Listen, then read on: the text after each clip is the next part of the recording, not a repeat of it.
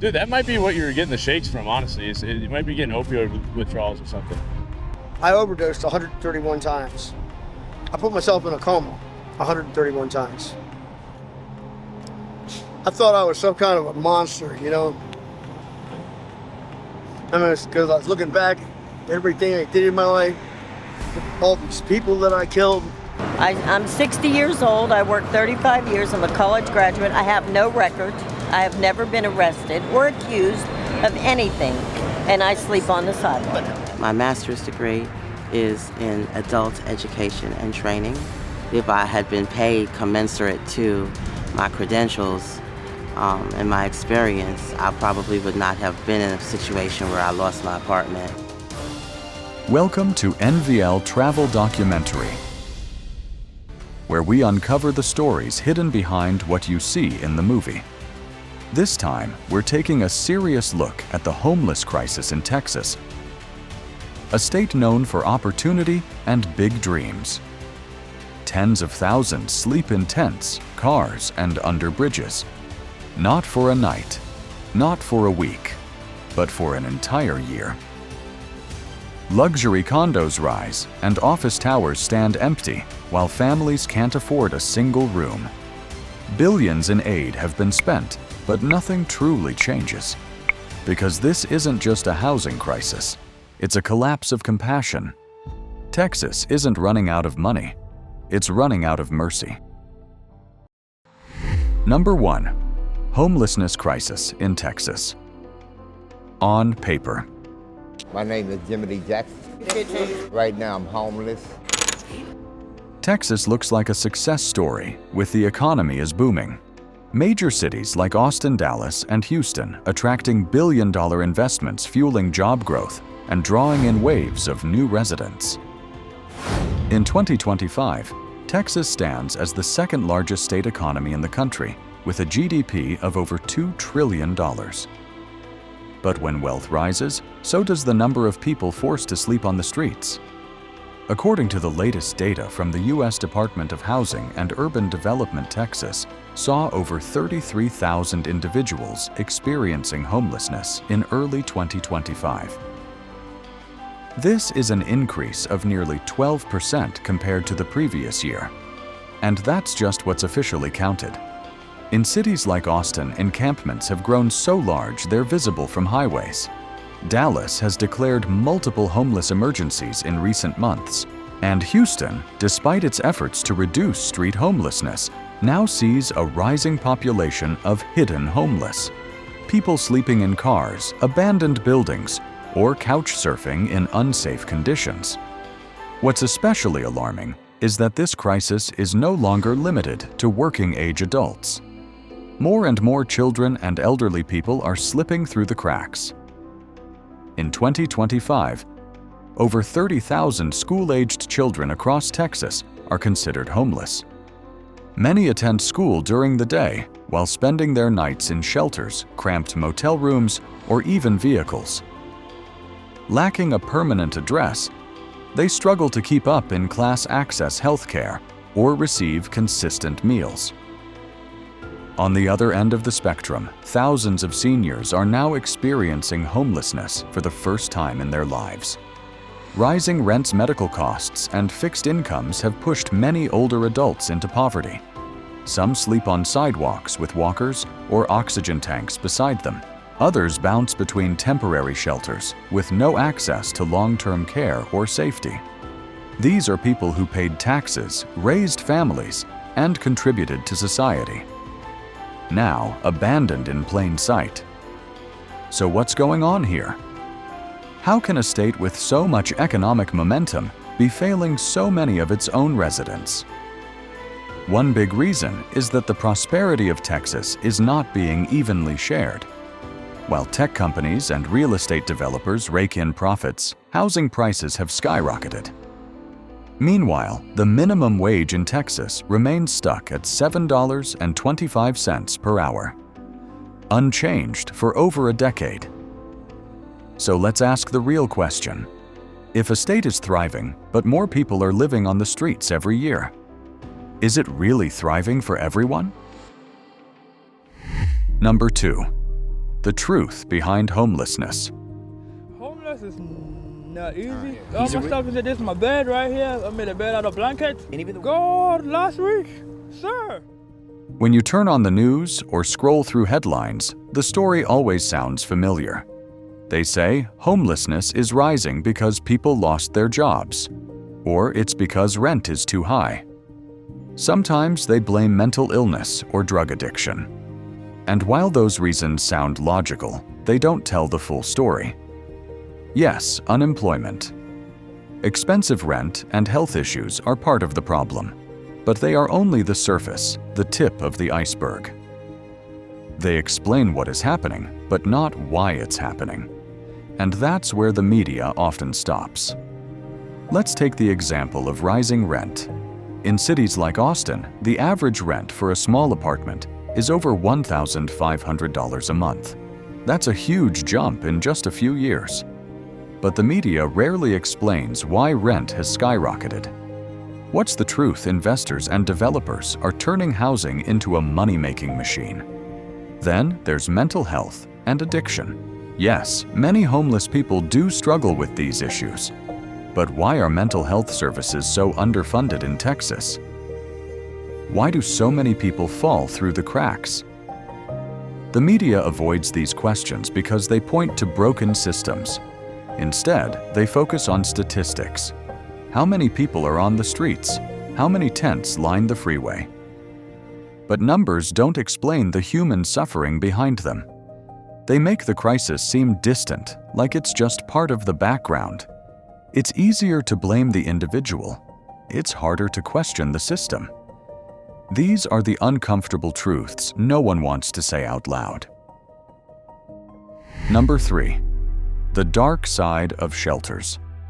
At first glance, homeless shelters seem like a symbol of compassion. They're often portrayed as warm, welcoming places, offering a bed, a hot meal, and a sense of safety from the chaos outside.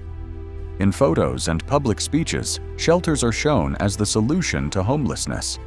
But for many who have actually stayed in them, the experience tells a very different story. What's supposed to be a refuge often turns into yet another place of fear and struggle. Let's talk about the living conditions first. Most shelters in Texas are severely overcrowded, especially in cities like Dallas and Houston. People sleep packed closely together, often on thin mats or metal cots in noisy, chaotic rooms with zero privacy. There's barely space to move, let alone to breathe or feel human. Hygiene is a constant challenge with limited access to clean showers, unsanitary bathrooms, and a high risk of illness spreading fast. Then there's the issue of safety, or more accurately, the lack of it. Fights can break out at any moment, triggered by stress, mental illness, or even disputes over a blanket. For many, going to sleep in a shelter means sleeping with one eye open. And when fear replaces rest, how can someone recover and rebuild their life? Strict rules make things worse. This creates an unstable, survival-based system where people feel punished, not helped. Shelters can start to feel more like short-term control centers than places of healing or recovery. While many organizations claim to support the homeless, not all serve with honesty. Investigations show some nonprofits and shelters use homelessness as a business model. They collect millions in government grants and donations, but offer minimal real support. Some buy property under the label of affordable housing, only to rent it at market rates. Others enforce strict religious rules just to access a bed, requiring people to attend services in exchange for shelter. This isn't compassion, it's control. Because of all this, a heartbreaking reality has emerged. Many homeless individuals actively choose the streets over shelters, not because they want to be outside, but because sleeping in a tent or under a bridge can actually feel safer, calmer, and more respectful than what they face inside. That choice alone should tell us something is deeply wrong. When the help being offered feels worse than homelessness itself, the system is broken. Number 4. Criminalizing the homeless. Some city policies might seem reasonable efforts to keep public spaces clean, organized, and safe. But when you look closer, it becomes clear that these rules are designed to target one group, in particular, the homeless. Without saying it directly, these policies are designed to erase them from public view. If someone sets up a tent under a bridge because they have nowhere else to go, they can be fined or arrested. If they sleep near a building or on a bench, they're forced to move or face charges. In some cities, even offering food or water to unhoused people in public areas now requires a permit. Instead of providing housing or support, cities are sending in the police. Officers are told to remove encampments quickly and often without warning. During these sweeps, people lose what little they have: sleeping bags, medications, IDs, and even family photos. No shelter is offered. No help is given. This approach is not about safety. It's about image. City officials want parks to look clean, sidewalks to feel empty, and tourists to stay comfortable. But in doing so, they treat homeless people like trash, something to be cleared away rather than human beings in crisis. Money is being poured into enforcement instead of real solutions. Millions are spent on police operations while housing programs remain underfunded. This doesn't reduce homelessness. It just moves it from one block to the next. What makes this even more disturbing is how normal it's all become. The goal isn't to fix the crisis, it's to make sure no one sees it. Cities chase the illusion of control while ignoring the real visible suffering in their own streets. Worse, these sweeps often push people into even more dangerous situations. Isolated areas, alleyways, or distant outskirts of the city, where they're at greater risk of violence and health emergencies. When someone loses their ID, they can't apply for services. When they lose medication, their conditions worsen. These aren't small disruptions, they're life-altering. Number 5. Texas and the job crisis. In Texas today, having a job no longer guarantees a stable life. The labor market has become unstable, unpredictable, and increasingly unforgiving. Even in a booming economy, close to 1 in 7 workers still earn less than $15 an hour as of 2025. That wage might have meant something a decade ago, but with today's rent, it's simply not enough to survive. For people without a college degree or specialized training, the options are even more limited. They're often funneled into low-wage, physically demanding, or unstable work jobs with no benefits, no security, and no path upward. And when the economy shifts, whether due to industry collapse, automation, or recession, these workers are the first to lose their jobs, their homes, and their sense of safety. Not only that housing insecurity spikes during these downturns, people fall behind on rent, lose their apartments, and spiral into homelessness. And when someone loses their housing, they don't just lose a roof. They lose mental stability too. The constant stress of survival. Sleep deprivation, fear of violence, and social isolation all take a deep toll on mental health. People begin to experience anxiety, depression, trauma responses, and even psychosis. Not because they were mentally ill before, but because homelessness pushes them there. And for those who were already vulnerable, the lack of access to treatment only makes everything worse. On the other hand, roughly 40% of homeless individuals in Texas battle addiction, whether it's alcohol, opioids, or other drugs.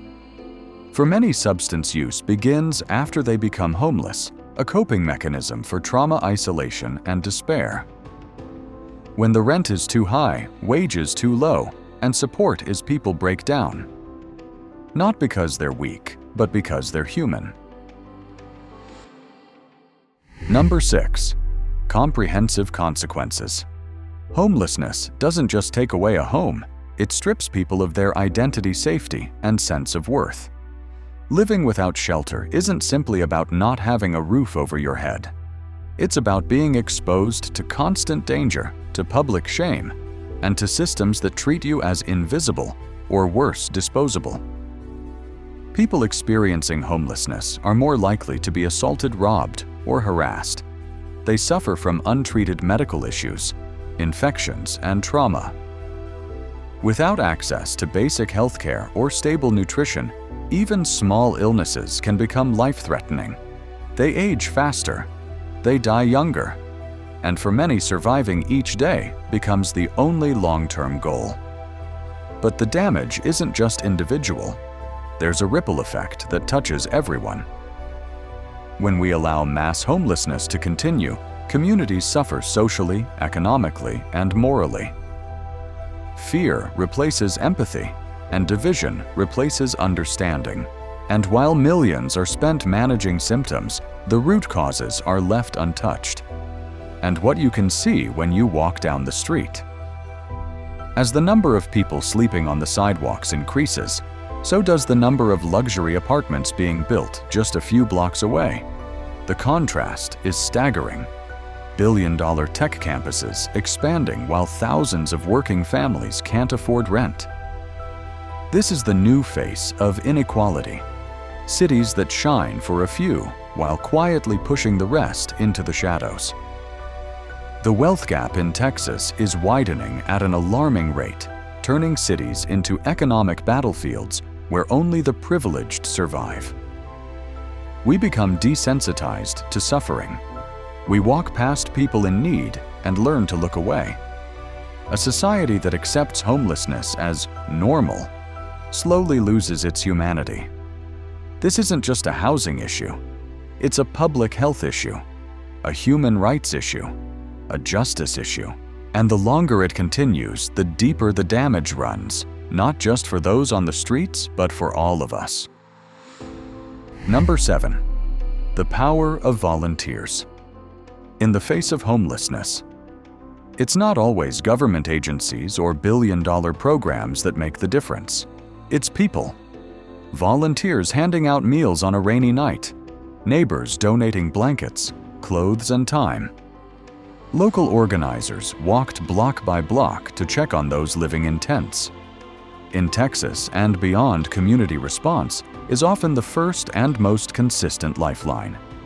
These everyday heroes don't wear uniforms or get featured in press conferences. They show up quietly again and again. They bring hot coffee-clean socks and something even more rare, genuine human connection. In cities like Austin and Dallas, grassroots groups are organizing legal clinics, pop-up showers, mental health outreach, and even small housing co-ops, all driven by compassion, not profit. They don't wait for permission. They build trust first, and then solutions follow. People solve problems with limited resources, but unlimited heart. People refusing to let despair win. What's needed now is amplification, coordination, and long-term support. Not just more volunteers, but more recognition that what they do matters as much as any policy on paper. So if you're wondering where hope lives, look for the people already moving. And if you're looking for where to begin, start where they are. Number 8. Real change needs action. Real change doesn't come from above, it comes from us. From those who refuse to turn away when others are suffering. From people who choose to care even when it's easier not to. For too long, we've been told that homelessness is a personal problem, that those on the streets must have made bad choices, that if they wanted to fix their lives, they would. But here's the truth. The information is hidden. When wages don't cover rent, when healthcare is out of reach, when housing is treated like an investment instead of a human right, how can anyone truly stay afloat? We can't wait for top-down solutions, because many of those in power benefit from keeping things exactly as they are. They fund flashy programs with no results. They release press statements while people sleep in the cold. They want us distracted, divided, and too discouraged to act. But there is power in unity. There is power in asking hard questions, in demanding accountability, and in refusing to accept the unacceptable. History has shown us that real transformation comes when ordinary people come together loudly, consistently, and unapologetically. Every tent on a sidewalk is not just a symbol of poverty. It's a failure of policy, of leadership, of empathy. So don't let them convince you that your voice doesn't matter. Don't let them tell you it's too complicated, too political, or too far gone. Because the truth is, when people rise, systems shake. In one of the richest states in America, people are sleeping in tents, cars, and on sidewalks, while luxury buildings stand empty. This crisis isn't caused by laziness. It's caused by broken systems, rising inequality, and a lack of compassion at the top. But behind the headlines and statistics, there's still hope.